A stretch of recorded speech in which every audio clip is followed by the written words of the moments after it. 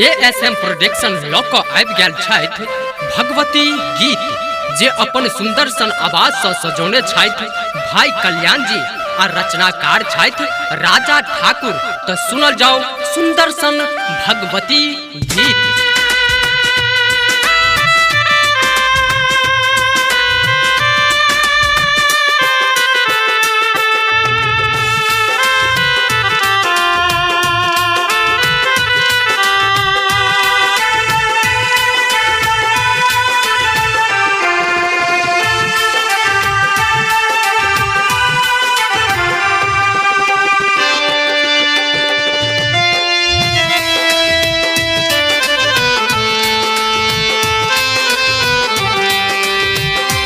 ए बेर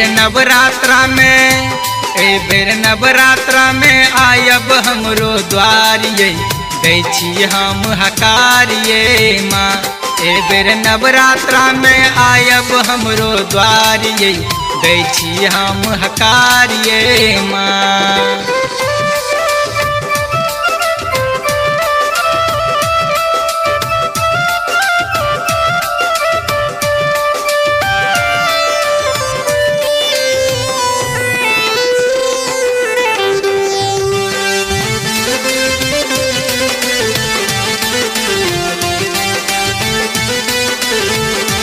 जखन अंगना आहाँ आयब माहे स्वागत गीत सुनायब। जखन अंगना आहाँ आयब माहे स्वागत गीत सुनायब। अरहुल के माला हम ल करब ठारिये दै छी हम हकारिये माँ। ए बेर नवरात्रा में आयब हमरो द्वारिये दै छी हम हकारिये माँ।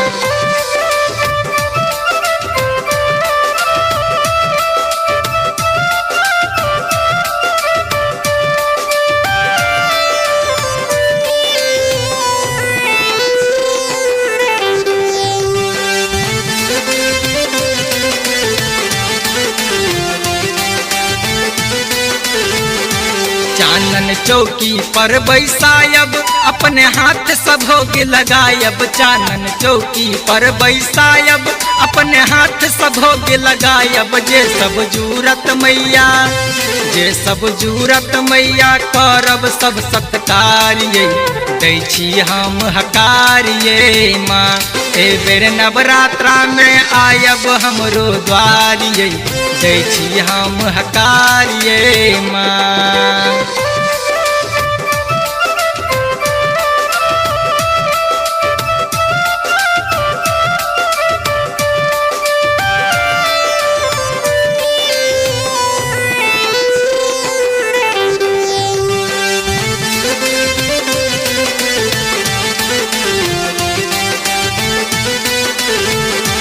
हमरो पूरा दिया ने ललसा माहे करब अहाँ के जलसा। हमरो पूरा दिया ने ललसा माहे करब अहाँ के जलसा। कलसा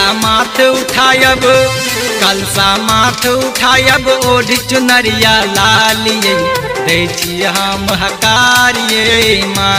ए बेर नवरात्रा में आयब हमरो द्वारिये दै छी हम हकारिये माँ।